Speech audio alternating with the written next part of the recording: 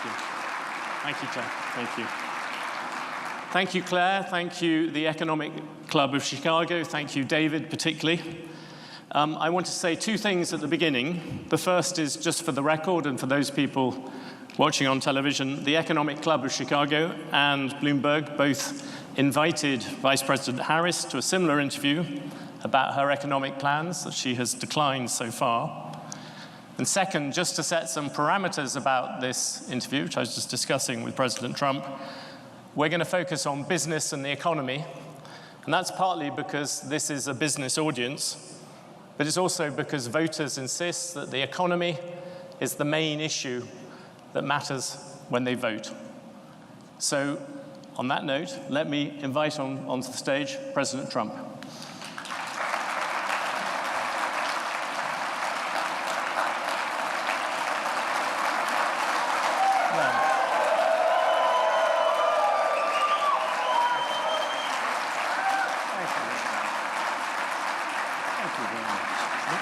Have a seat.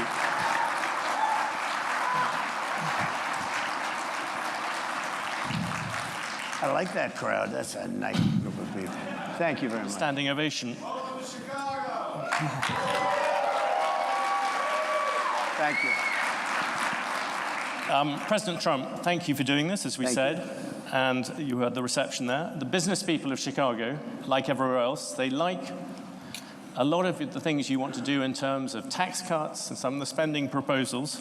But like many business people, what they're often worried about is the cost. And the Committee for a Responsible Federal Budget, which is a bipartisan outfit, put out some predictions the other day. If you add up all the promises you've made, and your plans would add $7.5 trillion to the debt. That's more than twice the total for Vice President Harris. You're on course to push up debt up to 150% of GDP. You know, this is a very business-like audience. Yeah. Why should they trust you with that? Because we're about growth. She's got no growth whatsoever, and we're all about growth. We're going to bring companies back to our country. You look at, even today, as I was driving over, I see these empty, old, beautiful, like steel mills and factories that are empty and falling down. Some have been converted to senior citizens' homes, but that's not going to do the trick. And we're going to bring the companies back. We're going to lower taxes still further for companies that are going to make their product in the USA. We're going to protect those companies with strong tariffs, because I'm a believer in tariffs. I'm not sure that you are. I don't think you are, but I congratulate you on your career. But to me, the most beautiful word in the dictionary is tariff. And it's my favorite word. It needs a public relations firm to help it, but to me it's the most beautiful word in the dictionary. Tariffs, do you think that will bring in the revenues? To use another bipartisan group, Yeah, Peterson Institute, they say they'll only bring in $200 billion. That is that's barely the cost of two of your promises. Yeah, but that's like, for what company are you talking about, okay? Look, I've brought in with tariffs, and I was just getting started. Then COVID came, and we had because I tell you what, I did a very good job in COVID. Nobody knew what the hell it was. I call it the China virus because I like being a little more accurate. But when that came, but we got hundreds of billions of dollars just from China alone, and I hadn't even started yet. But tariffs are two things, if you look at it. Number one is for protection of the companies that we have here and the new companies that will move in, because we're going to have thousands of companies coming into this country. We're going to grow it like it's never grown before, and we're going to protect them when they come in, because we're not going to have somebody undercut them. And I could give you an example of this if you want. Would you like me to? Because it just Give me a quick example, then I will come back. I just found out about it. So I've been talking about for the last year about Detroit and how horribly it has been. You know, it's just horrible, because we've been talking about Detroit's coming back for 40 years, and it's never come back. And it's very dependent on the car industry. Well, they've lost 60% of the business over a long period of time. And what happened is I found out a friend of mine builds auto plants. That's all he does. He builds auto plants. That's what he's good at. He doesn't want to build an apartment. All he wants to build is, and he builds the biggest in the world. And for the last year and a half, if anybody's heard me speak, I was talking about Mexico as a tremendous challenge for us right now, tremendous. China is building massive auto plants in Mexico. and they're going to build them, and they're going to take those cars and sell them into the United States. They're very near the border, and they're going to have all the advantages and none of the disadvantages, and that's going to be the end of Michigan. It's going to be the end of, frankly, South Carolina, going to be the end of everything. So I've been talking about this, and I said to him about 9 months ago, I said, you know what? I want you to do me a favor, John. His name is John. I don't want to give his last name because he might not like it. But I said, I want to see an auto plant. I want to go and see one of these. You know, you press a button and everything works, right? I want to see one of the big ones. He said, all right, good. I said, where do we go? I'd like to go to Michigan. I'd like to go to someplace in the United States. He said, no, we can't do that. Why? We're not building anything big in the United States. That's not where we don't build the big ones here. I said, where are you building the biggest ones? He said, in Mexico. We're building giant plants, the biggest plants anywhere in the world. In Mexico, I said, so you mean they're going to make cars cheaply? They have advantages over labor and other things, and they're going to sell them into the United States, and they're going to put Michigan out of business. Is that what? I don't know anything about that. All I do is build the plants. If you want to see a plant, we'll go to Mexico. I'll show you the biggest plant in the world. That was 9 months ago. I saw him, and I talked about it all the time because I think it's a serious threat to our country, because not only autos, but other things. So then I see him. 2 days ago, I was talking at another club, very nice club, and like this, except, I don't know, I think you people are probably even wealthier, okay? This was in Detroit, okay, which was appropriate. And I was showing them all sorts of charts about how their car, you know, it's just gone down, it's like terrible.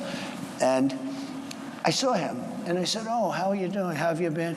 I said, could I ask you, how are those plants that you mentioned, those giant plants that you're building in Mexico, how is that coming along? Have you finished them?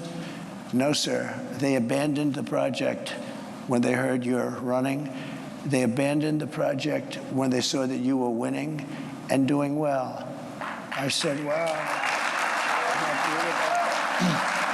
All the same. Because I told them, and I said it publicly, they're not going to sell one car into the United States. I said, if I run this country, if I'm going to be president of this country, I'm going to put a 100, 200, 2,000% tariff. They're not going to sell one car into the United States because we're not going to destroy our country because I know you're an anti-tariff guy, but I'm the exact opposite. There was no other way I could have stopped them other than, what am I going to do, negotiate with Mexico or China? You're not going to get anything from that. I said I'm going to put a 100, 200, or 300. I'm going to put the highest tariff in history, meaning I'm going to stop them from ever selling a car into the United States. So I just see the guy by accident. I see him. He says, sir, they've abandoned and by the way, they built foundations. They were really rocking. They were going to do it. They thought that I was going to win, or maybe they're just holding off. I tell you this. If I don't win, those factories are going to wipe out this country. They're the biggest factories ever built for cars. They're going to wipe out our country. If she wins, and she doesn't know what the hell she's doing. If she wins, she's not going to be thinking about, I couldn't, every speech I made having to do with cars, but every speech I made having to do with tariffs, I'd mentioned that our country is being threatened by Mexico. Now, all of those things, beyond even the car companies, all of those things are now dead. They're dead. I asked him, will they start? Probably not. They're dead as a doornail. If she gets in, it'll start up again. President Trump, I let you give your example. No, you talked a lot about tariffs. You look at the American economy, 40 million jobs rely on trade. It accounts for 27% of GDP. Okay. If you cut that off, that's also going to have an effect on many, many business people here. Yeah. Tariffs also have another side. Isn't that something that you have to acknowledge? No. You could be plunging America into the biggest trade war since Smoot-Hawley. But there are no tariffs. You're going to stop. There are tariffs already at the moment. There are no tariffs. All you have to do is build your plant in the United States, and you don't have any tariffs. But people, in a lot of places like this, there are a lot of jobs that rely on foreigners coming here. You're going to basically stop trade with China. You're talking about 60% on that, 60% tariffs on that. You're talking, as you said, 100, 200% on things you don't really like. You're also talking about 10, 20% tariffs on the rest of the world. That is going to have a serious effect on the overall economy. And yes, you're going to find some people who will gain from individual tariffs.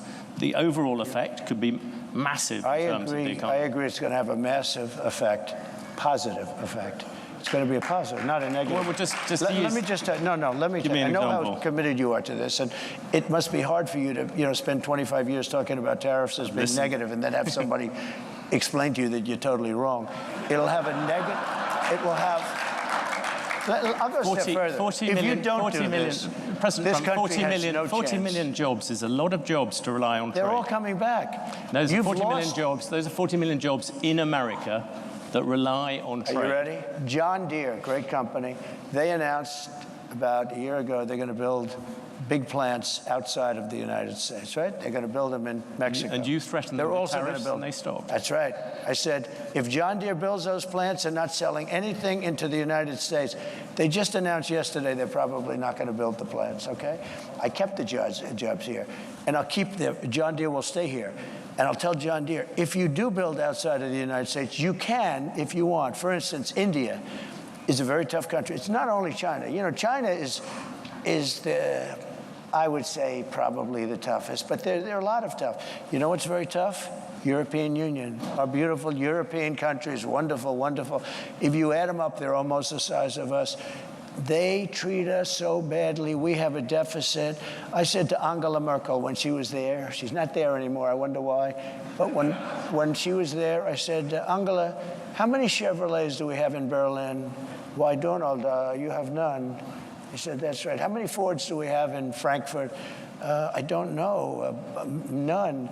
I said, that's right. You know how many cars we have? Mercedes-Benz, BMW, and all of the different Volkswagen, millions and millions of cars. And then I said, farm products. You know, they don't want our farm. They don't want anything from us. We have deficits that are crazy, and we're not going to have them anymore. We're going to put tariffs on them, and they're going to do. And you know what they can do? The Mercedes-Benz will start building in the United States, and they have a little bit. But you know what they really are? Assembly, like in South Carolina. But they build everything in Germany, and then they assemble it here. They get away with murder because they say, oh, yes, we're building cars. They don't build cars.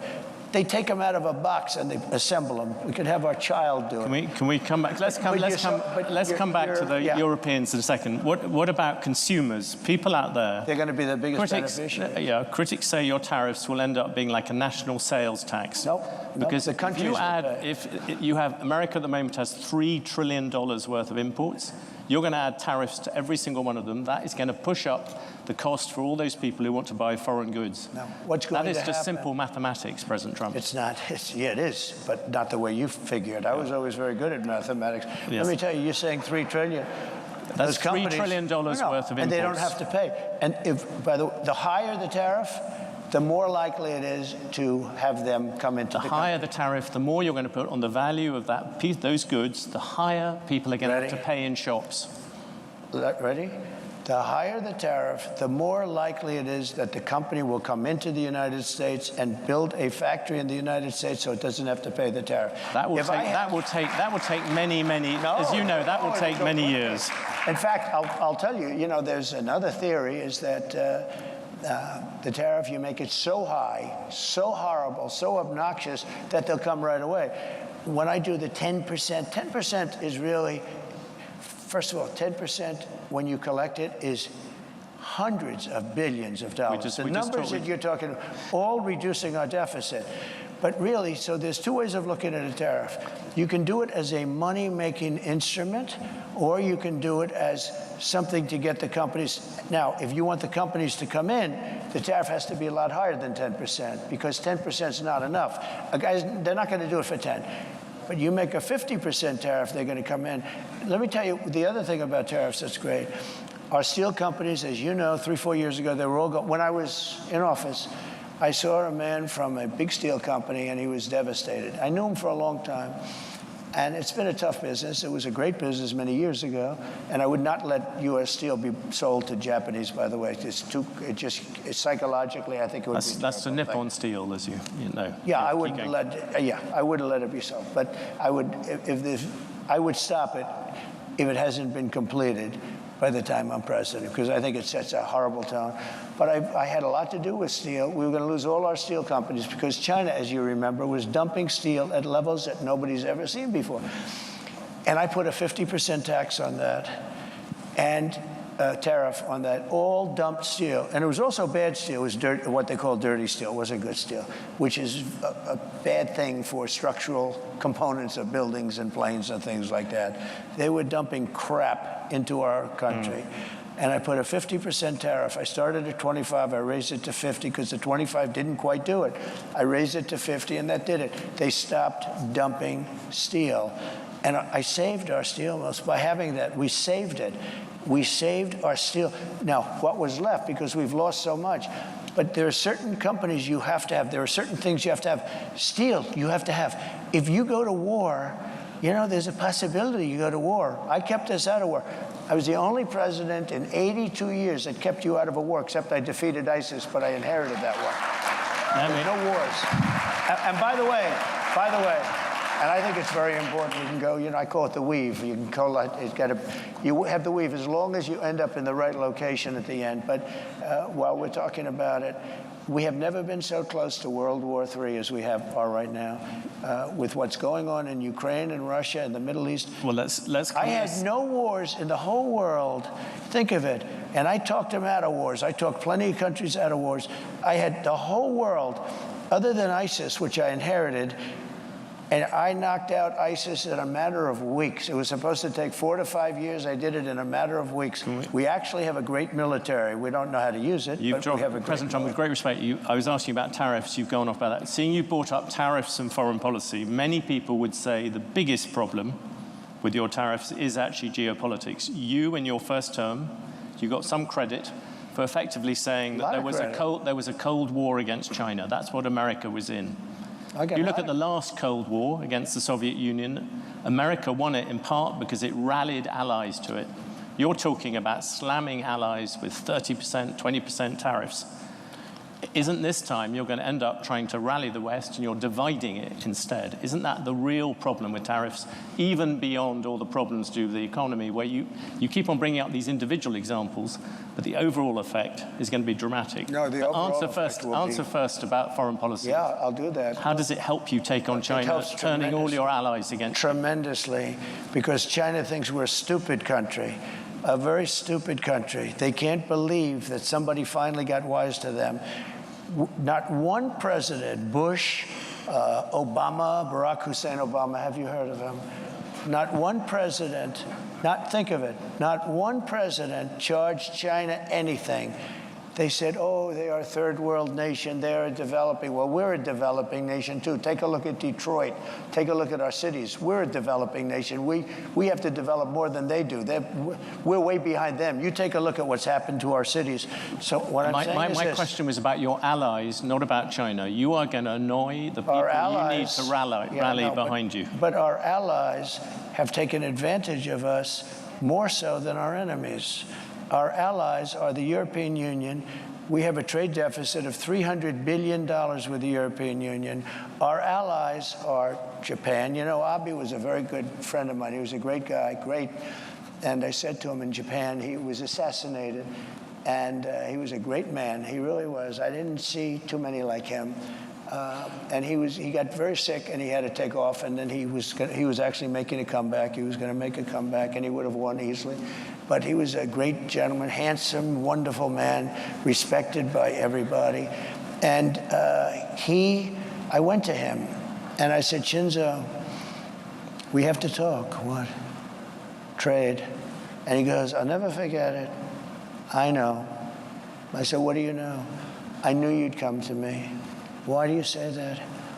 Because I can't believe, I wouldn't tell the story if he was alive, actually. I said, I can't believe how many years it's been that nobody even negotiated with us in America. I said, Shinzo, you have to pay for your cars. You're sending millions of cars. You don't accept a car from us. You don't have one car that you accept, and yet we're selling 3 million, 4 million of your cars. I said, Shinzo, on agriculture, you won't even accept our agriculture. And I renegotiated the whole trade deal from a little disadvantage because I was stuck with a bad deal. I mean, we have trade deals that were so bad that I said, who are the people that are doing it? They're either very stupid or they're getting paid off, okay? It's one or the other. It's very simple. We have the worst trade deals all over the world. South Korea, I love South Korea. They're wonderful people, extremely ambitious. They have a money machine.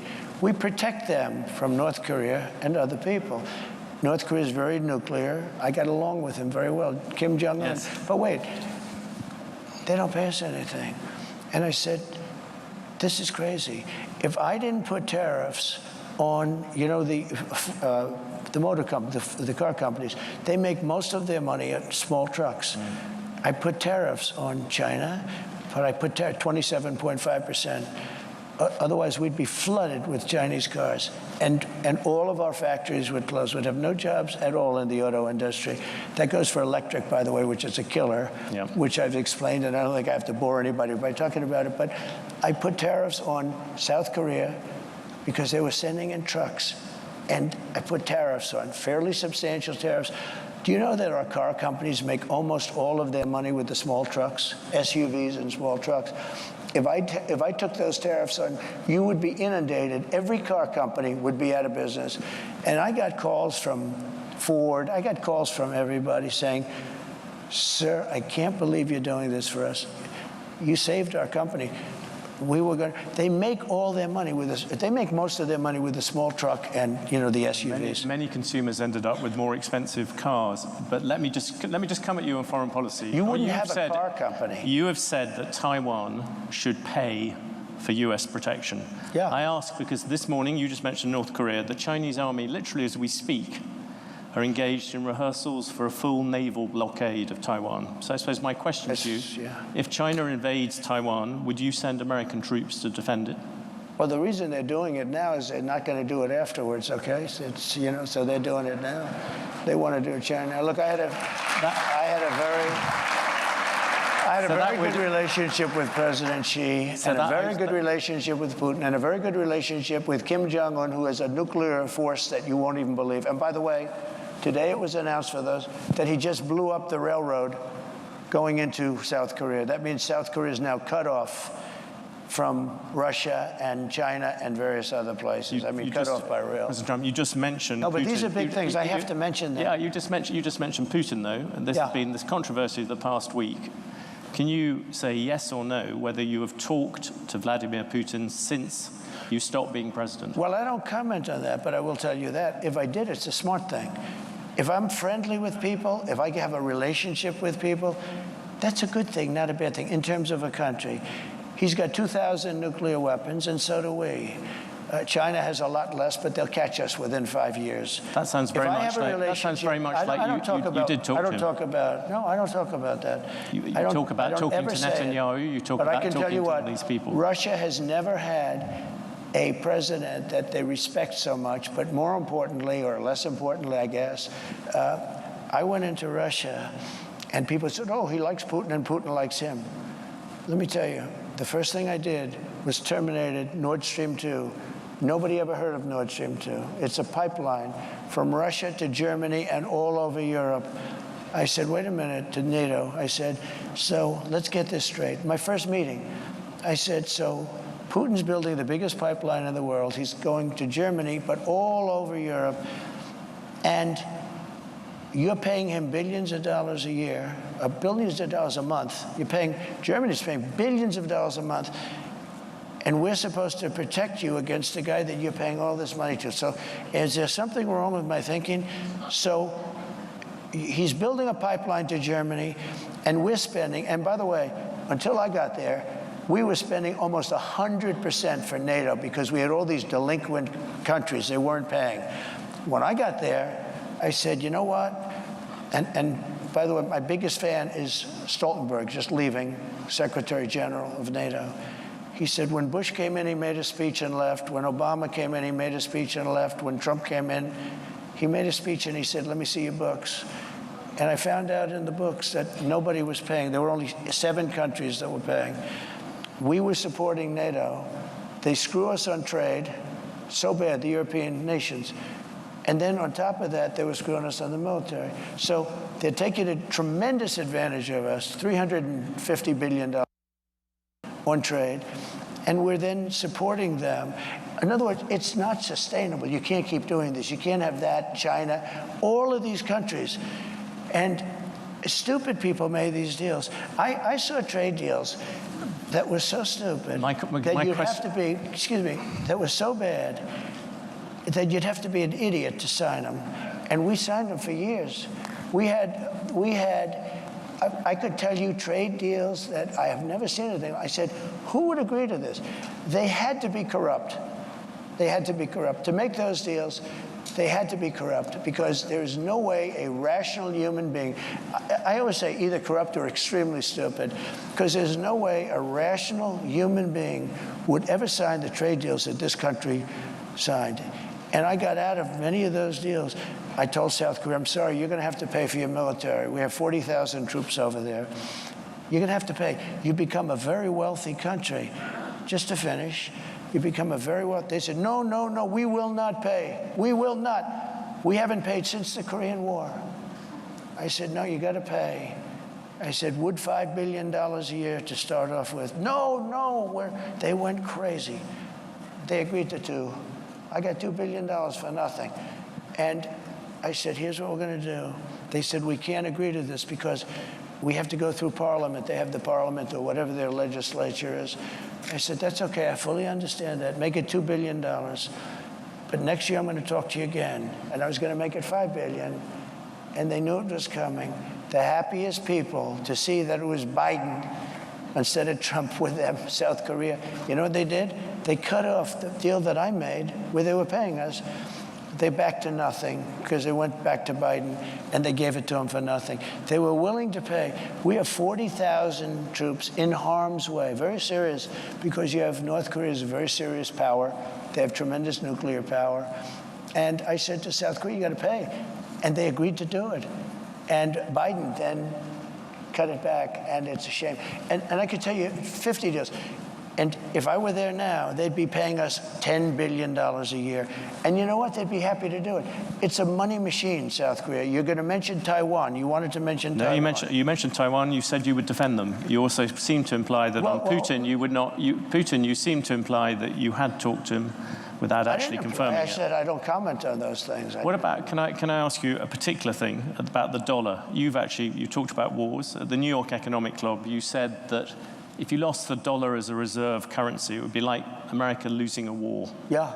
You look at what you're going to do in terms of protectionism, drive countries to use the other currencies, and all that debt is also going to lessen the dollar's status as the world's reserve currency. Do you worry about that? The dollar is so secure, your reserve currency is the strongest it'll ever be.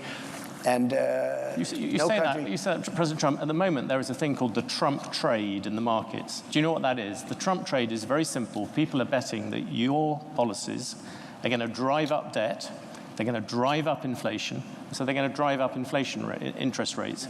Are the investors wrong? Yeah, I had 4 years no inflation. I had 4 years no inflation. But that was when you had much. I had 4 years. It's better than that. And Biden, who has no idea where the hell he is, okay? Biden went 2 years with no inflation because he inherited from me.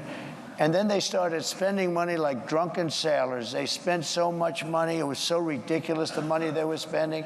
They were spending on the Green New Scam. The Green New Deal. You know, it was conceived of by AOC +3. She never even studied the environment in college. She went to a nice college.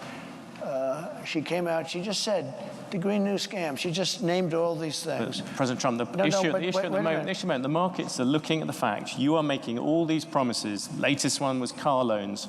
You're flooding the thing with giving giveaways. But we're I was actually quite kind to you. I used $7 trillion. The upper estimate is $15 trillion. People like the Wall Street Journal, who's hardly a communist organization, yeah, but you don't know. They have criticized you on this as well. You are running up enormous debt. What does the Wall Street Journal know? I'm meeting with them tomorrow. What does the Wall Street Journal know? They've been wrong about everything. So have you, by the way. You've been wrong about You're trying to turn this. You're trying to turn this. You've been wrong. No, you're trying to turn this into debate. There are business people. There are business you're wrong. people. You've been wrong. You've been wrong all your life on this stuff. You've been wrong. No, let me tell you about currency. You're going jump in a lot of different subjects. Whilst you're sticking currency. to the subject very closely. Let's stick to reserve currency. That's where you started, right? The reserve currency is under threat. because you have Iran, you have Russia, you have China. China's the one that you have to worry about because they want it. Yeah. They want to have the yuan be the thing of power. So here's what I'm doing. Again, I hate to go back to it. If somebody says, and I know countries want to get out because they don't respect our leadership, they look at this guy, they say, you got to be kidding, and she's worse than him. By the way, I never thought I'd say this. She is not as smart as Biden, if you can believe. This is not what, we had 4 years of this lunacy, and we can't have it anymore. We're not going to have a country left. Okay, currency, very important. Yes. And if you want to go to third world status, lose your reserve currency. We have to have that. We cannot lose it. If you you'll go to third world status in this country because you take a look at the way things are running. If a country tells me, sir, we like you very much, but we're going to no longer adhere to being in the reserve currency. We're not going to salute the dollar anymore. I'll say, that's okay. And you're going to pay a 100% tariff on everything you sell into the United States. And we love your product. I hope you sell a lot of it into the United States, but you're going to pay 100% tariff. He will then follow it up by saying, sir, it would be an honor to stay with the reserve currency. That will be like just playing. That's not even chess, that's checkers. But you don't have other, listen to this, you don't have other people that can talk that way. You know, a lot of people say, we love Trump's policy, but we would like to have another messenger because we don't like him. He's a little bit crass. And then, actually, it was Lindsey Graham, I must say. He was a progressive, in all fairness. But Lindsey Graham said, but Trump's policy doesn't work without Trump. And there's a lot of truth to that. Macron was going to, nice guy, Emmanuel. He's a wise guy, but he's for France, and we're for the USA. You know this story. He was going to tax American companies doing business in France, a very substantial tax. And I told my people, I didn't even like the companies, but I'm representing American companies. And this guy, so I said, call Macron and call his people and say, we're not going to stand for that. And I got Mnuchin and, you know, a lot of guys, smart guys, if I can finish. Yeah. I'll go longer if you want. No, I was going to ask you about the Federal Reserve. No, you got to be able to finish a thought because it's very important. You know, this is big stuff we're talking about. You can't go that quickly. You've gone from the dollar to So let Macron. me just tell you.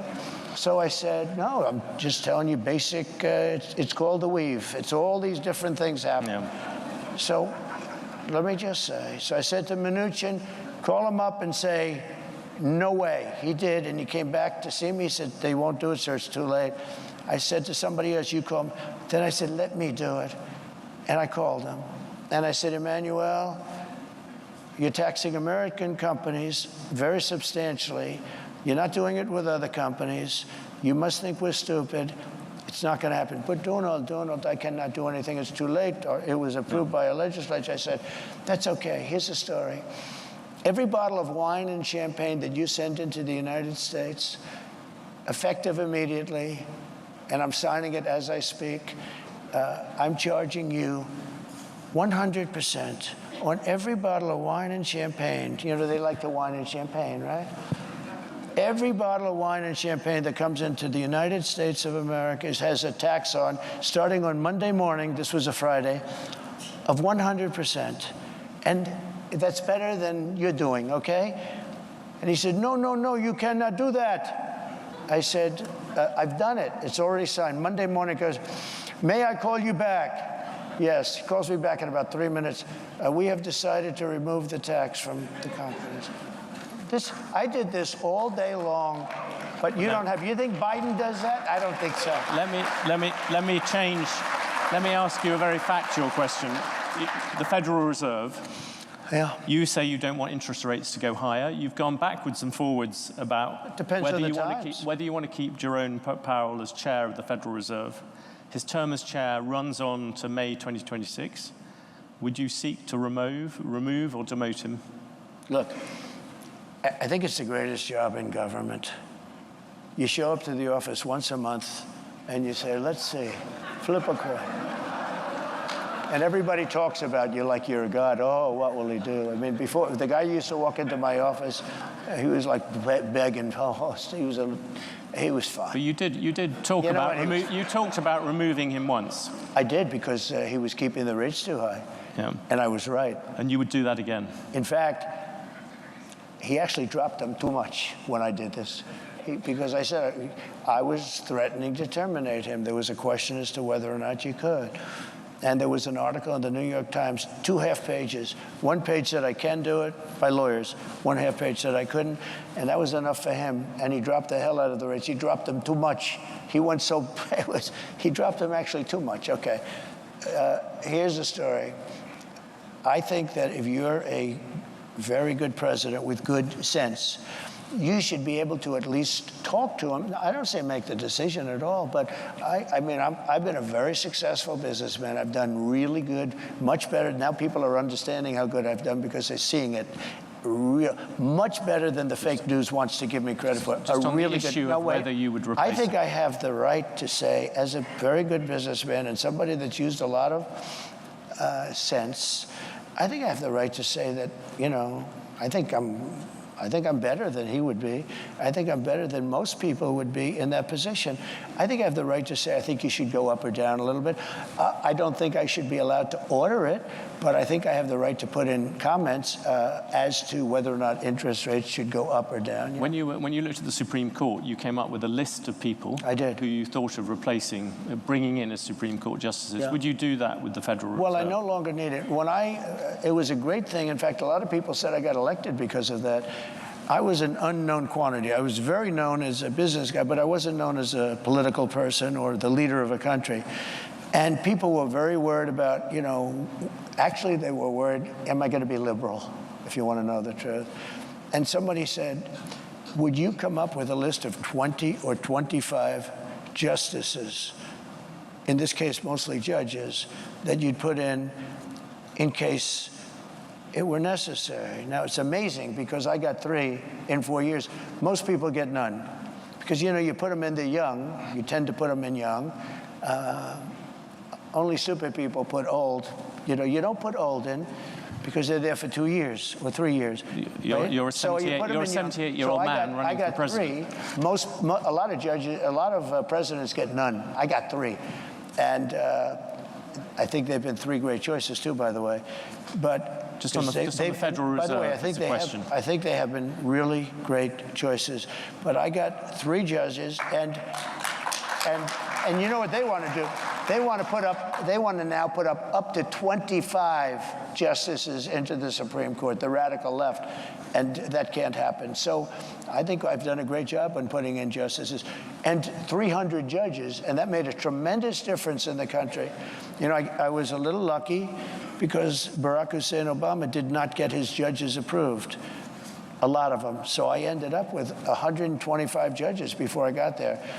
So again, most presidents don't even get to put a Supreme Court judge in because there's 9, and you know they're there for a long time. Most of them are there for a very long time, and I got 3, which is a very unusual situation. I got 3 in 4 years. Maybe we can change the subject to technology, seeing you wouldn't answer about the Federal Reserve. The US Justice Department is thinking about breaking up Alphabet, as Google likes to be known now. Should Google be broken up? I just haven't gotten over something the Justice Department did yesterday, where Virginia cleaned up its voter rolls and got rid of thousands and thousands of bad votes, and the Justice Department sued them that they should be allowed to put those bad votes and illegal votes back in and let the people vote. So I haven't gotten over that. A lot of people have seen that. They can't even believe it. The question is about Google, President Trump. Yeah, look, Google's got a lot of power. They're very bad to me, very, very bad to me. I mean, I can speak from that standpoint. They only have bad stories. In other words, if I have 20 good stories and 20 bad stories, and everyone's entitled to that, you'll only see the 20 bad stories. And I called the head of Google the other day, and I said, I'm getting a lot of good stories lately, but you don't find them in Google. I think it's a whole rigged deal. I think Google's rigged just like our government is rigged all over the place. You would break them up, in other words? I'd do something, but you have to have, look, I give them a lot of credit. They've become such a power, and you got to give them credit for that. How they became a power is, really the discussion. At the same time, it's a very dangerous thing because we want to have great companies. We don't want China to have these companies. Right now, China is afraid of Google. Right now, China is a very powerful, very smart group of people. I will tell you that from very personal experience. There's an example of a Chinese tech company at the moment, TikTok. Yeah. You initially wanted to ban TikTok. Now you like it, apparently, for some reason to do with Facebook. Yeah. There is a decision coming up, if you became president. Yeah. Its Chinese parent would have to sell it, I think it's by January the 19th. Would you force them to do that? So I originally had it all done, and then I said to Congress, your decision. I said, I'm not going to, pull any strings, nothing. Your decision. You make it. But I had it all done. And I said, you make it. And they decided not to make it. I didn't care if they made it or not, because to me it was a flip of a coin. You have some real First Amendment problems. You have a lot of problems. You just talked about Chinese technology, the need to defend against it. Yeah. TikTok and the threat people see to many kind of American children and things like that. Yeah, but why do you no longer see TikTok as a security threat?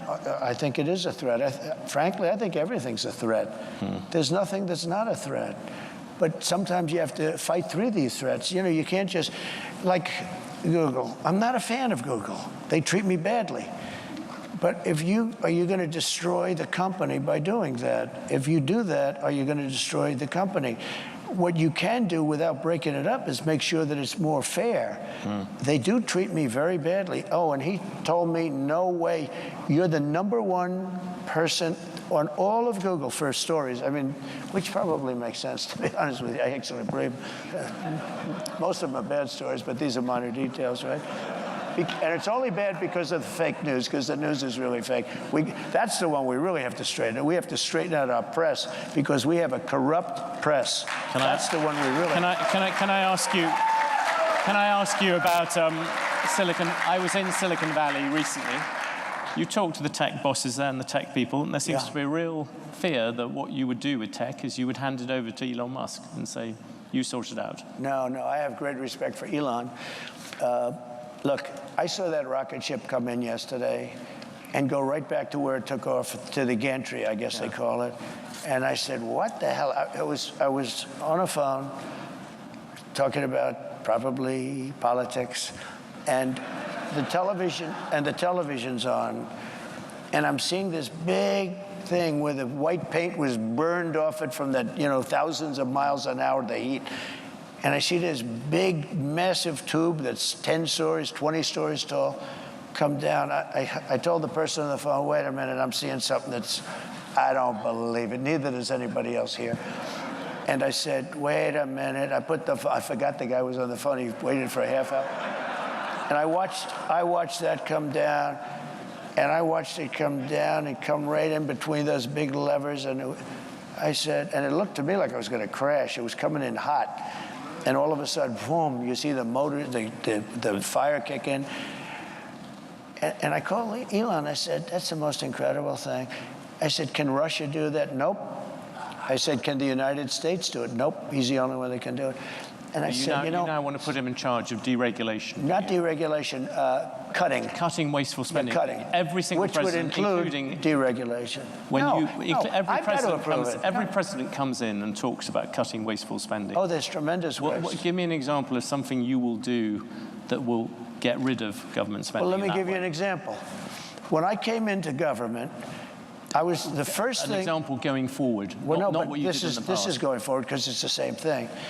When I first sat down, a general came into my office and he said, sir, it's nice to meet you. Would you please sign this? I said, what is it?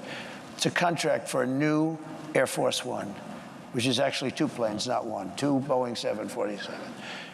And I said, how much is it? $5.7 billion. It's a hell of an expensive plane, but there's reasons for that.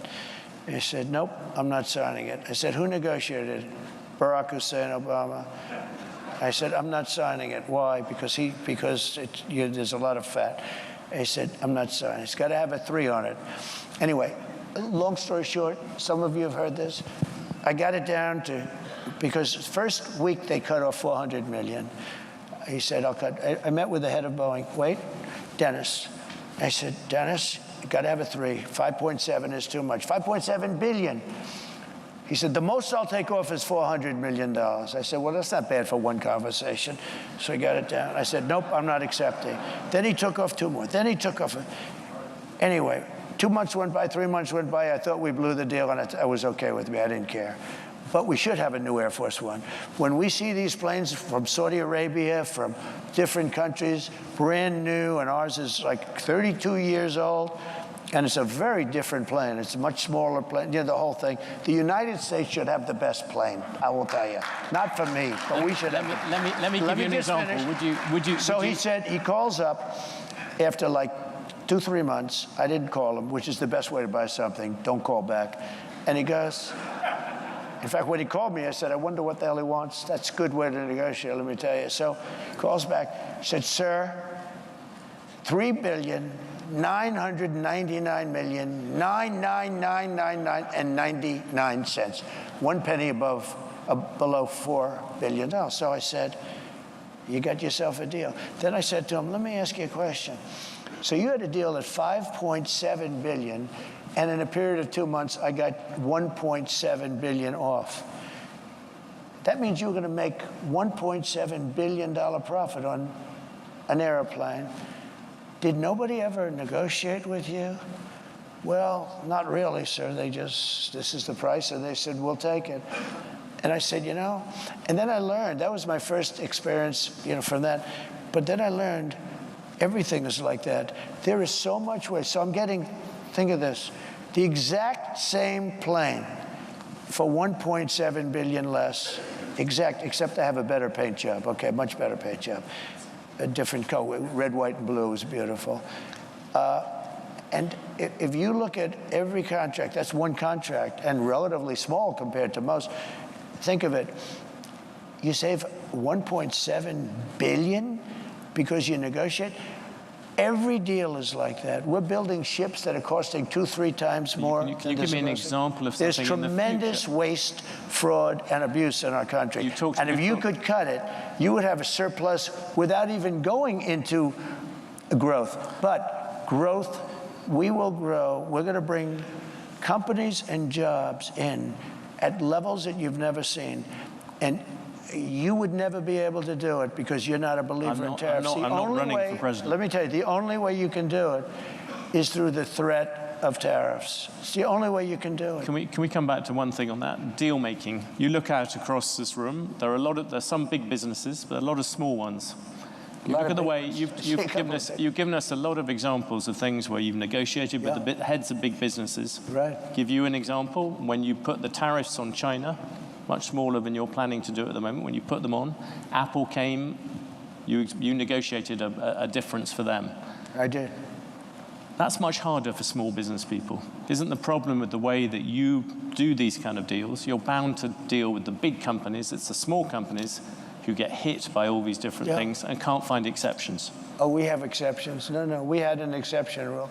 I gave Apple an exception. Tim Cook is a great business. Apple is not a small company, and please don't give it Tim Cook. But here's what happened. The question is about small businesses. Yes, but what will you do for them? No, but we have a very talented group of people. Bob Lighthizer did a very good job. We had great people. We had central casting. These are great, and a large group of people. We made exceptions. In the case of Apple, they need an exception. You know why? Because of Samsung. He came to me and he said, Samsung makes a product similar to ours, very good product, the phones and other things. And because they're in South Korea, they don't have the tariffs. Because we're in China, we have the tariffs. I said, you happen to be right. You're not going to be able to compete. I said, look, I'm going to give you a 1-year break, but I want you to start building your factories in this country, whether it's Texas or any other place, anywhere in the country. And he said, what does that mean? I said, you have everything in China. I want you to move it from China back to our country. And he started doing that. And he built a factory, a big one in Texas. He built another one. And this was all a process. It was all happening. But I did give him an exception, and the reason was, he said, as soon as he said Samsung, I said, how is that product compared to yours? He said, it's a good product. I said, then you really can't compete. You can't have a 25 or 50% tariff and compete, right? Yeah. And I said, I'm giving you an exception. And I did it for many companies. But what happens if a small, how do small businesses come and see you? That was the question. But we do it for small businesses too. We do it for small business. I'll give you who I didn't know, but he came to me. He was at a meeting, and he built kitchen cabinets. And he was, pretty big in the business. That's all he did is build kitchen cabinets. He said, sir, China and South Korea are building kitchen cabinets for 1/3 of what I can make them. I said, what's the quality? They're not as good, but they're good enough. I can't compete. I'm going out of business. I'm going out of business. I put a 25% tariff still on kitchen cabinets. I saw the guy 3 days ago. He said, I'm the man that saw you about kitchen cabinets. You saved my company when you did the tariff, and you saved thousands of jobs, and my company is now doing very well. And he started to cry. And this guy hasn't cried too much, I will tell you. He said, you saved my company. There's nobody that could have done that. Maybe I can ask you then about something else. Yeah. Business people here in this room, business people, capital markets, they all like the rule of law. They like certainty. The Chinese, who you mentioned, other dictators, right? They don't like it when things go wrong. But they like it when things go wrong in America. If you look at the events of January the 6th, 2021, it showed to many people America's democracy was unruly and violent. Only 3 weeks to go to the election. Will you commit now to respecting and encouraging a peaceful transfer of power? Well, you had a peaceful transfer of power. You had a peaceful transfer of power. You had a peaceful. Come on, President Trump. You had a peaceful transfer of power compared with Venezuela, but it was by far the worst transfer of power for a long time. Thank you. I appreciate that, because this is what they like to do. This is what they like to do. It's very interesting. The question, President Trump, is would you respect the decision? When I found out about this interview, I did a little check. He's a man that has not been a big Trump fan over the years. So I had a choice. Do I do this interview or not? I'm glad I did it. But do I do this interview, or do I disappoint a lot of people? Because I know a lot of people in the audience. But his view is very different than mine. Let me just tell you. I'm asking you a question, President. We had a term. Peacefully and patriotically. These were people. If you think an election is crooked, and I do, 100%, if you think the day it comes when you can't protest, you take a look at the Democrats. They protested 2016. They're still protesting it. Nobody talks about them. But if we protest, we want to have honest elections. You think the last election was honest? All the times it went to courts, the courts sided with the other. They went to court, and the courts all said, you don't have standing. Nobody had standing. And it's hard, frankly, after an election for a judge, but they all said you don't. Nobody ever had standing. But the facts, if you take a look, I'd show you hundreds of pages of facts. People were angry. People were there. And I'll tell you what, they never show that. The primary scene in Washington was hundreds of thousands, the largest group of people I've ever spoken before, and I've spoken before. And it was love and peace. And some people went to the Capitol, and a lot of strange things happened there. A lot of strange things, with people being waved into the Capitol by police, with people screaming, go in, that never got into trouble. I don't want to mention names, but you know who they are. A lot of strange things happened. But you had a peaceful, very peaceful. I left the morning that I was supposed to leave. I went to Florida, and you had a very peaceful transfer. This was not and I'll tell you what, those people that did go down, which was a tiny fraction of the people that went to Washington. I mean, you're talking about a very, very small, because there are hundreds of thousands of people, and I don't know what you had, 500, 600, 700 people go down to the Capitol. But those people, that was not one of those people had a gun. Nobody was killed except for Ashley Babbitt. She was killed. She was killed. She was shot in the head by a policeman what he did was horrible. President Trump, maybe let's... So I think we should be allowed to disagree on that. And obviously, you see by the reaction in this room, let's return to one other big subject that you bring up repeatedly, immigration. Yeah. I know it's a very emotive issue for you, but just from the point of view of business people here, you look at the full effect of taking a lot of people out of the workforce, removing a lot of people. The Congressional Budget Office is banking on the fact that there'll be $9 trillion added to the GDP of America over the next 10 years by immigrants. You want to stop that process. For all the people who run businesses in the audience, I'm just focusing on the economic thing, are you prepared to say, look, it's fine to have a slightly smaller economy in exchange for having the immigration controls you want? Simple answer. I want a lot of people to come into our country, but I want them to come in legally. I don't want to have... That means you will have to deport. You know, you are talking about deporting 11 million people. That is a lot of people to take out. It came out last week that 425,000 people are horrible criminals at the highest level, but it came out that 13,099 were let in during their administration. They tried to say longer, wrong. Over the last 3.5 years, 13,000 plus people came in, murderers. They're in jail for murder.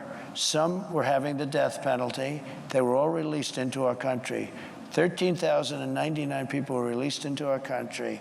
We had drug dealers released. We had street gangs released. Look at what's happening in Aurora. But now I don't have to go with Aurora anymore.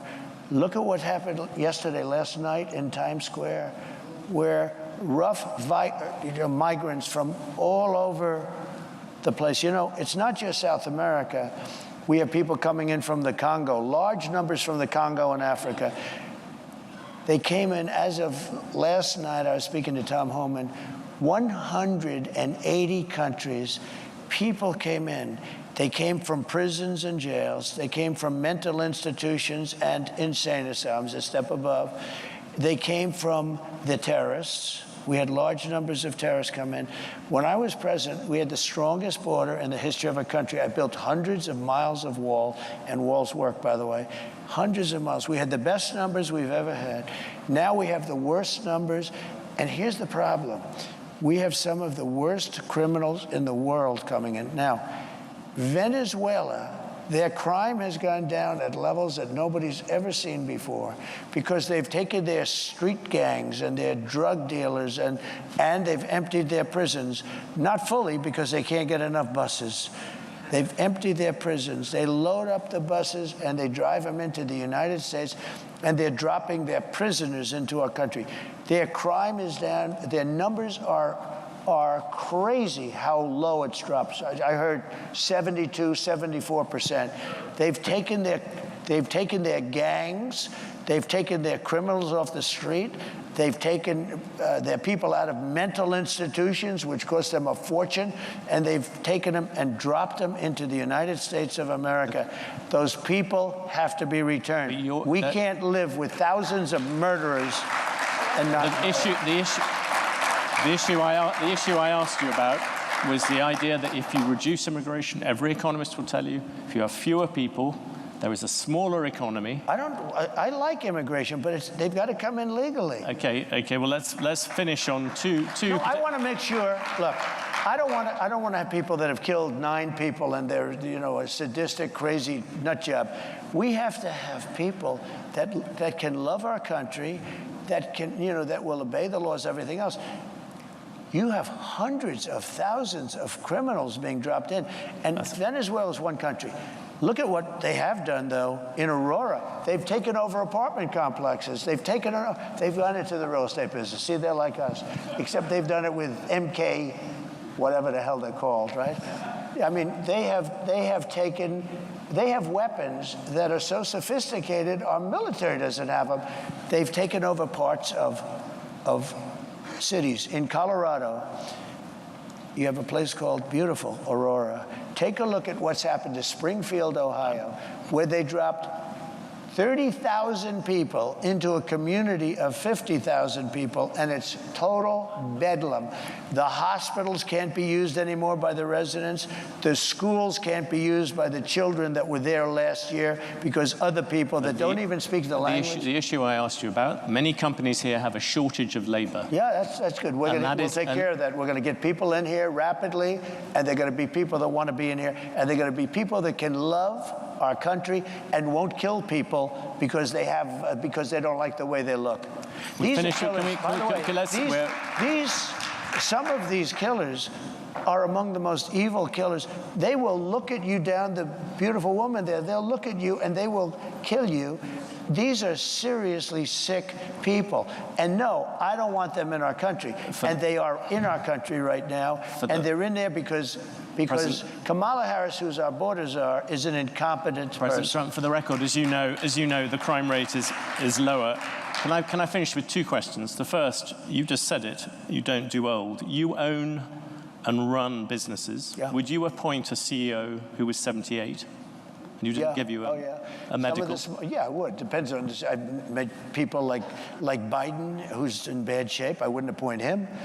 He's 81 or 82. He's 4 years older.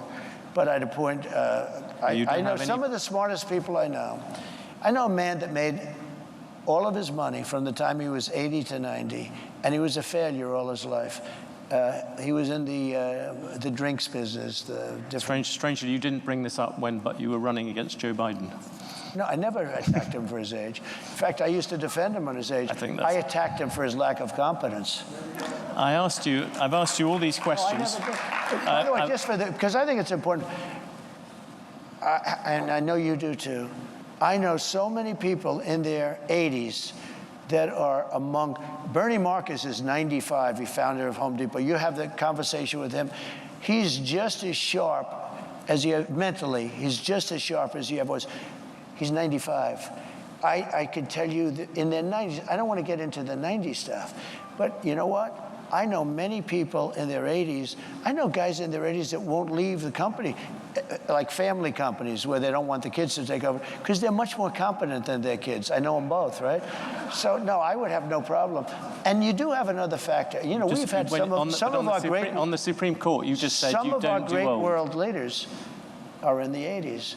And if you look throughout history, some of our greatest world leaders were in their 80s. No, that would bother me. But, you know, I took 2 cognitive tests, and I aced them both.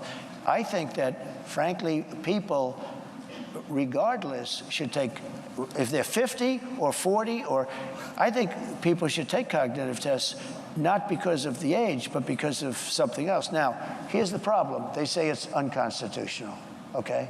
But I would love to see cognitive tests. I don't think she could pass a cognitive test. I mean, I've watched. I don't think she could pass a cognitive test. President Trump, you've gone over many issues on this. I asked you many questions about things. One thing I haven't asked at all about is the state of the race.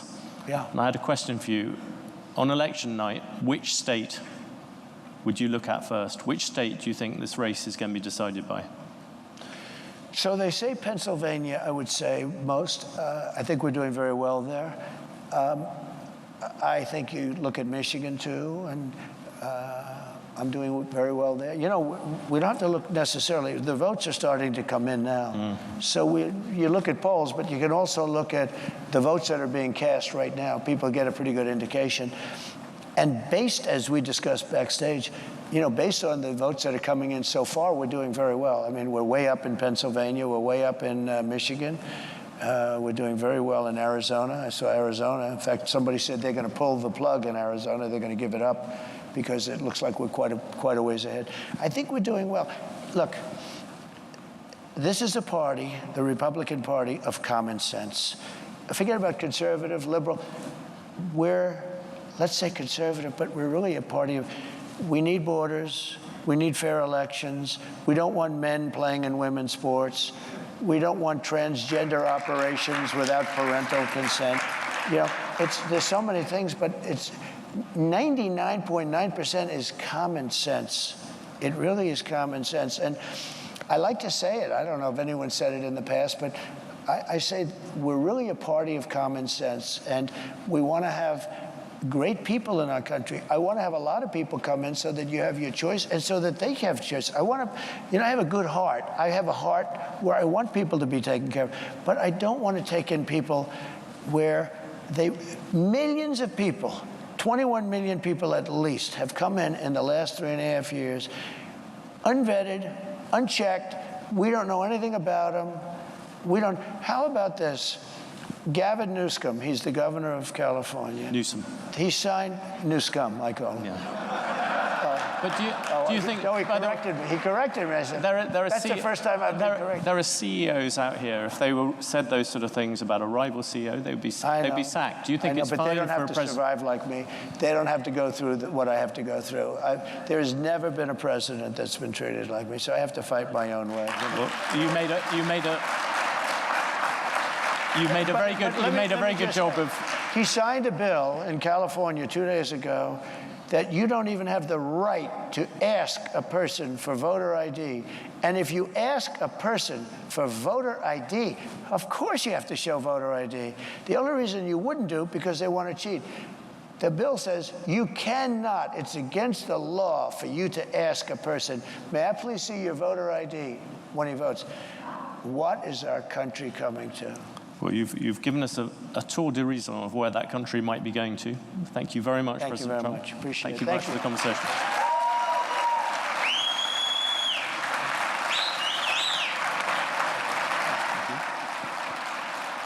More than an hour-long conversation between former President Donald Trump and Bloomberg editor-in-chief John Micklethwait in partnership with the Economic Club of Chicago, a conversation that ranged from tax and tariffs and technology to immigration and the Federal Reserve. Welcome back to special coverage, a special edition of Balance of Power here on Bloomberg TV and radio. I'm Kaylee Lyons alongside Joe Matthew. We are about to break down exactly what we heard there from Donald Trump in terms of his economic policy, including the pushback he gave on what a number of economists, or majority of economists, would suggest are potential inflationary and detrimental impacts of the policy, pushing back on the idea, Joe, that tax cuts will add to the deficit, that tariffs will lead to higher costs for the American people, even that it could influence ultimately the dominance of the dollar as the world's reserve currency. We should point out a lot of those things were fact-checked in real time by John Micklethwait. Yeah, we have a lot to unpack here, and that was quite an exchange. Sometimes interviews take different forms with Donald Trump. That was a real back and forth, and I think we all learned a lot by listening to it. John started by citing his very first question, research from the Committee for a Responsible Federal Budget, that if you wonk out with us here on a daily basis on Balance of Power, you're pretty familiar with. $7.8 to $15, I believe, trillion was the estimate, that unless there's something we're not understanding about how to pay for the tax cuts and exemptions that Donald Trump has put forth, that is what it would add to the deficit. Donald Trump wasn't having any of that, Kaylee, and that's nothing new in this case. Yeah, continually pushing back on, again, what the majority of economists would agree would be the economic impact of his policies. So we want to turn now to an economist. Bloomberg Economics' Anna Wong, who leads our U.S. economic coverage, is here with us in our Washington, D.C. studio. So, Anna, you, of course, have done analysis on what the policies of not just Donald Trump, but Kamala Harris could mean for the U.S. economy. When he says things like we're all about growth, that companies will only be protected by stronger tariffs, is that really how it's going to translate economically if these things become reality? Yeah, so I think he simplified his own policy impact a little bit. So if we looked at his tax policies, which is all about tax cuts, lowering corporate tax cuts, of course, those would be all economic models would say generally in the short term it would boost growth. That would be where the growth enhancing would come from. But there's a cost to be paid for that, and which is that over the long term with higher fiscal debt to GDP ratio, that would raise interest rates. And in 10 years, those benefits, which you see in the first 2 or 3 years, would dissipate. Also, in terms of tariff policy, he mentioned a lot about how tariffs would bring back jobs to the country, and that's pro-growth. So I think it's important to know that it's true. Economists were wrong in his first administration, that all the inflationary impact most economists estimated were overblown. But, the economy adjusts to tariff in two ways, either through higher prices, if firms can pass through those prices, or through lower investment and lower growth. And in his first administration, what happened was it didn't translate into higher prices. However, it did translate into lower growth due to trade policy uncertainty. We've had conversations on this program, in fact, quite recently. Today, Joe Livornia was on. Before that interview, Scott Bessent was on a couple of days ago. They returned to the theme of looking at this as a whole, that each proposal taken in a vacuum is not going to add up to what the former president is seeing here. When you actually do that, when you combine the tariffs with the tax proposals and drill baby drill, his idea of lowering energy costs to lower inflation across the board, do you see it any differently? Yeah, I think that if you take it holistically, and Joe Livornia is completely right, you have growth-enhancing tax policy in the short term, but growth-reducing trade policy in the short term. I think in the first 2 or 3 years, that will about wash out. The effect will be slightly negative over a 10 years period. Anna, thank you so much for being with us. Bloomberg Economics' Anna Wong, keeping us honest on some of the issues that we talked about here. And I want to turn from the economy to politics. Of course, it's pretty hard to remove the two, so we'll do both with our signature panel. Rick Davis, partner at Stone Court Capital, alongside Jeannie Shanzano, political science professor at Iona University, senior democracy fellow at the Center for the Study of the Presidency and Congress. Rick, you said this was going to be a spirited conversation, that this might be the most challenging interview that Donald Trump would have for the rest of the cycle. I think you might be right. Yeah, and I think one of the more sober and serious conversations. I thought John Micklethwait did a fantastic job of keeping focus on the issues that he was asking about, trying to do the follow-up that he was requiring. And look, I mean, you got to give Trump credit. He hung in there. He told lots of stories that exemplified, his policy points. And I think as a communicator, we underestimate Donald Trump's ability to sort of package his arguments in these kinds of storytelling that are easy for people to digest. So his audience wasn't the Chicago Economic Club sitting in the room and dining on rubber chicken. His audience were, blue collar workers in Michigan and Pennsylvania and Wisconsin who, when they hear these stories, they can actually understand the economic points that he's making. But if part of his audience here, Jeannie, was in Michigan, he again attacked Detroit, as we saw him do in Detroit just a few days ago. He's going to be back there later on this week. He called it horrible, talking about how it hasn't recovered. Of course, it did declare bankruptcy back in 2013, but it has seen a recovery since then. In fact, the city just announced earlier this year it grew in population between 2022 and 2023 for the first time since 1957. How does that play in a state which ultimately could have a hand in deciding this election? Yeah, this is something we've heard Trump do over and over again, attack cities from Milwaukee and Detroit and, of course, New York City. And, of course, factually, there's no basis for it. We know violent crime, for instance, in Detroit is down to levels we haven't seen since 1996. And I think, as I watched this entire interview, which I agree was so important, Donald Trump missed an opportunity here in my mind. He ended up talking about what? Defending January 6th, talking about Venezuela and Maduro, this strongman, this autocrat, this dictator, as well. What a great job he has done cutting down on violence with the use of a police state. He is making certainly things that Republican leaders at the state and local level have pushed back against, as it refers to Aurora, as it refers to Springfield. The list goes on. And John Micklethwait was trying to have a sober, serious conversation on his economic policies. And I can bet that is not where Donald Trump's campaign wanted him to go, to sit there and say those kinds of things. The attacks were all over the place. They were on everybody from the press to, to people who are running these cities and states, to immigrants. There was no fact checking that he was going to abide by. And it was off the rails in true Donald Trump style. And that is a problem for Donald Trump, because I know he wants to double down in his base. Rick is right.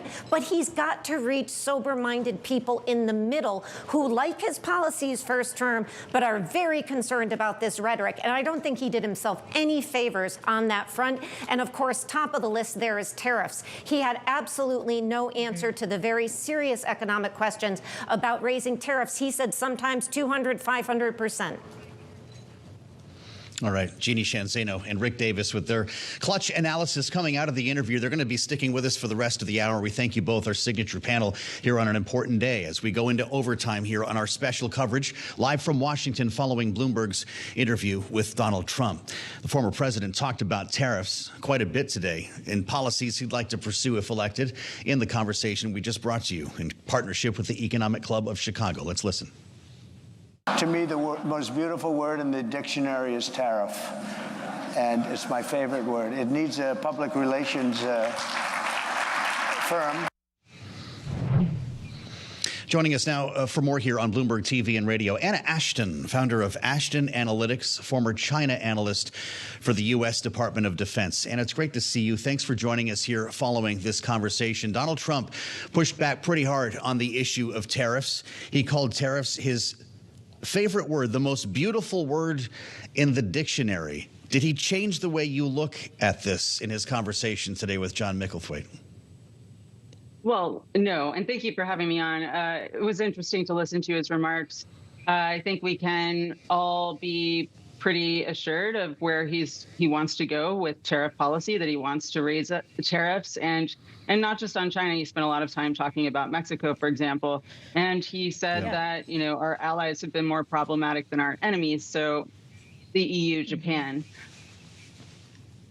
Well, Anna, as you mentioned, Mexico, according to factcheck.org, there is only one small Chinese car manufacturing plant in Mexico right now. But something else we heard from Donald Trump was the suggestion if you make the tariffs high enough, and to quote him, so high, so horrible, so obnoxious, they'll come right away, meaning they will come and make things in the U.S. instead. What is the realistic chance that manufacturers in China are going to be able to suddenly up and move all that business to the United States and have supply come out of there? How does that actually translate in reality? Well, you know, I think it's going to be really interesting to see if this is, you know, a sign of Trump kind of evolving his perspective on China and what he wants from the relationship, because he certainly wasn't really gung-ho about inviting Chinese investment into the United States in his first term. In a second term, would he be? It sort of sounds like it. It sort of sounds like he sees tariffs as a way to bring foreign investment into the United States to create jobs. And I think a lot of people could get on board with that from an economic standpoint. However, there are many, many people in Washington in both parties who are not particularly enthusiastic about Chinese investment in the United States, and not just in Washington. There are governors all over the country who also are not keen on that. So I'm not sure that it's within Trump's power to change hearts and minds domestically. I want to ask you about what the former president said about Taiwan, Anna. He was asked whether he would send American troops to defend Taiwan in the event of an invasion or a blockade by China. He didn't really answer that directly. He said, quote, "I have a very good relationship with President Xi." Is his relationship good enough to avoid that scenario if he were reelected? I think it's less about whether or not his relationship with President Xi is good enough, and more about the fact that, you know, he is a confirmed. He does not want to have American forces fighting foreign wars. And he's indicated in other interviews that he's not particularly interested in sending troops to Taiwan unless Taiwan is going to pay more for U.S. defense. He wants more of a quid pro quo relationship than he believes we have right now. But again, this is where Trump diverges from the majority of minds that are shaping policy in D.C., both Republican and Democrat. I don't think that his own party is particularly aligned behind that idea. Well, and perhaps the divergence that matters most, at least with 3 weeks to go until Election Day, Anna, is how his policy diverges from the policy that Kamala Harris has suggested she pursue. Keeping in mind, she has been attached to this administration that has left intact and in many ways, actually, in many instances, expanded the tariffs put into place under the first Trump administration. Harris, who has also talked about making sure the U.S. is leading the technology war against China. How realistically are we going to see differences in approach here? And is it just a matter of scale, if you will? Maybe not tariffs of the kind Donald Trump is talking about, but tariffs all the same. I certainly think we're going to see tariffs all the same. But, you know, the Biden administration has, with its increase of select tariffs in the last month, made clear that they're interested in taking a more targeted approach. And, that is overall the impression I'm getting from Harris's talking points. So I think that, yes, we will see continued tariffs. We will see a continued emphasis on industrial policy as part of the effort to make the United States more competitive with China and ensure U.S. competitiveness going forward. But I don't think that a Harris administration would be interested in the kind of across-the-board tariffs on everything from China and things from everywhere else that Trump seems to be enthusiastic about. Great to have you with us today, Anna. Thank you. Anna Ashton is founder of Ashton Analytics, former China analyst for the U.S. Department of Defense. Just the voice we needed today. We thank you again. And joining us now is Democratic Congressman Sean Casten of Illinois. He serves on the House Financial Services Committee and brings the voice of a Democrat to the table here. Congressman, it's good to see you. Welcome back to Bloomberg TV and radio. What you just heard today from Donald Trump is the most complete explanation and most complete presentation we have heard of his economic proposals, making the Trump tax cuts permanent, a series of exemptions on things like tips, overtime, Social Security, and others that we might not even have time to list here today, and an overall approach to inflation that starts with energy. Drill, baby, drill, he says, will bring down prices across the board. Are you on board? Well, look, it's hard to follow a lot of that because so much of his representations of the economy were just flat wrong. We've seen surges in foreign direct investment over the last 4 years. We've seen almost a doubling in manufacturing investment in the United States over the last 4 years. Yes, there's been inflation, but slower than all the other countries in the OECD. We've had record-setting job creation. This is an economy to celebrate, and he seemed to be focused on bad-mouthing it. But I want to just talk about the energy piece for a moment. In April of 2020, under Donald Trump, the price of oil collapsed because of COVID.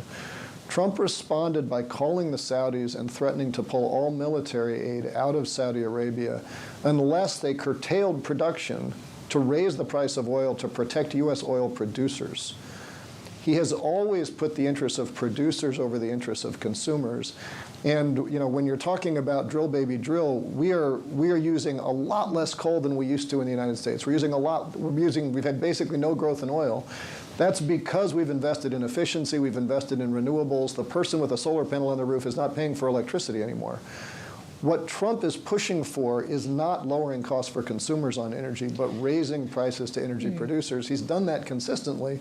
And let's not pretend it's something else. Well, Congressman, as we consider this is a plan he says ultimately will lead to lower inflation, let's talk about inflation and who all has a role in combating that, because obviously the Federal Reserve is part of that game, too. Donald Trump was actually asked about the Fed and the influence the president should have on it in this conversation. Let's remind ourselves of what he said. I think that if you're a very good president with good sense, you should be able to at least talk to him. I don't say make the decision at all. Congressman, what's your response to that? I guess you have to really love the economy of the 1890s to want a non-independent Fed and a massive tariff policy. Jay Powell, I don't agree with Jay Powell on everything, but Jay Powell has done a masterful job, as he should, of staying above politics. The idea of an independent Fed is that, as your viewers know well, right? Sometimes it's not politically wise to do the right thing for the economy. Interfering with that is a really, really dangerous path to go down. And we've been there in our past, right? There was a point when we didn't have an independent Fed. Those weren't good times for the U.S. economy. Well, with that said, where is the economy going to be here, in your view, when the next president takes office, Congressman? This is something that we ask a lot of lawmakers and economists here, knowing that we're seeing, or at least feeling, some concerns tied to a slowdown here. Obviously, interest rate cuts are part of the picture, which some could suggest benefit the incumbent. In this case, I guess we could call that incumbent Kamala Harris. But what's your view about where we're going to be in January when you come back to Washington? I suppose prognostication is a fool's game, but I think, some of the metrics that we've been watching closely in the economy, we've seen this surge of investment for the last 4 years. Really, for the first time in decades, we've consistently seen job creation outposting worker creation. Our workforce has not been growing as fast as the jobs have. That was creating some upward pressure on inflation, was certainly contributing to it. It's a good problem to have, right, because there were so much investments going on in the United States. We have seen some of that pressure easing, frankly, thanks to inflation. And one of the concerns that I have personally is that it has become so bipartisan to demonize immigration. And I think we shouldn't lose sight of the fact that immigration is substantially what's allowing our economy to create jobs so quickly and not have upward pressure on inflation. Inflation's come down. I do get concerned about that xenophobia and where that might push us, but on balance, I feel pretty good about where the economy is right now. We're still staying 4.2% unemployment, which is pretty good. The job revisions, such as they are moving in the right direction, and let's keep a steady hand on the tiller. Congressman, we just have a minute left here, but it was brought up in this interview and again in our conversations afterward, the deficit impact potentially of Donald Trump's plans. And the median estimate from the Committee for a Responsible Federal Budget, it's $7.5 trillion. Harris's is lower. Yes, $3.5 trillion is their base case, but that still does add to the United States' burden. How do you defend some of those policy ideas, knowing the fiscal impact they could have? Yeah, look, I think it's a real concern for all of us that the deficits keep growing up. Any serious conversation about the deficits, has to talk about, we have Social Security, Medicare, and the military. That's the overwhelming majority of what's there. And if we decide politically we don't want to touch those three, then we have to talk about the revenue side of the equation. What is the single most important thing we can do that still gives people the dignity they deserve in retirement and still keeps the United States as the leader of the free world is to fully fund the IRS. The head of the Trump IRS told us that the under-collection of taxes that are due but not collected, reaches almost $1 trillion a year. You can go a long way towards cleaning that up if we get there. Trump is not wild about that. He's a guy who's obviously been found guilty of tax fraud. But we have to fund the police, right? We have to fund the IRS's ability to go out and make sure that we collect. And if we do that, we create a ton more headroom, and I think then we can have a conversation around, well, if we tweak this tax this way or this tax this way. But it's a purely academic conversation if we're not actually collecting the taxes anyway. And remember, these things are over 10 years when the CBO does these forecasts. $1 trillion a year is $10 trillion over a 10-year forecast. Let's get it done. All right, Congressman, appreciate your time this afternoon. That is Democratic Congressman Sean Casten of Illinois, member of the House Financial Services Committee. We appreciate it. We're continuing to analyze Trump's comments made just moments ago during an interview with Bloomberg editor-in-chief John Micklethwait. We should note, as John noted, Kamala Harris has been invited to participate in a similar conversation. Back with us now for final thoughts is our signature political panel, Rick Davis of Stone Court Capital and Jeannie Shanzano of the Center for the Study of the Presidency and Congress. I don't know how many more interviews, opportunities like this there will be in the next 3 weeks, Rick, because that's all the time that is left. How many more conversations do you expect Donald Trump to take part of through traditional media means like this when he's been going on podcasts, as has Kamala Harris, other means of reaching out to voters?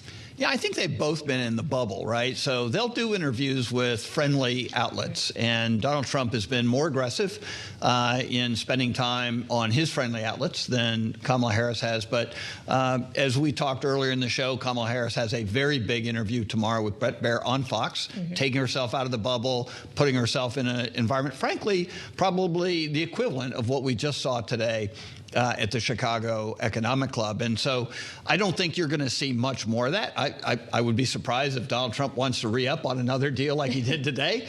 And at the same time, without these presidential debates, we don't really have any way of scoring where we think the presidential candidates are right now. And this is the time when a lot of American voters are making up their minds in the last instance. In other words, I'm ready to vote now.